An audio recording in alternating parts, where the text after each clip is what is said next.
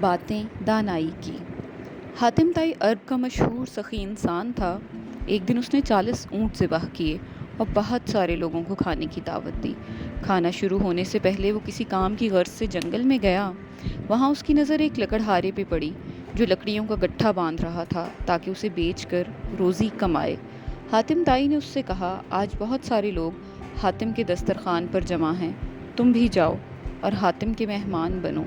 لکڑہارے نے کہا، جو شخص اپنی محنت سے روٹی کھاتا ہے وہ حاتم طائی کا احسان نہیں اٹھاتا۔ حاتم طائی ایک سخی انسان تھا، لیکن لکڑہارے کی بات سن کر حیران ہوا اور اس نے سوچا کہ واقعی محنت میں عظمت ہے۔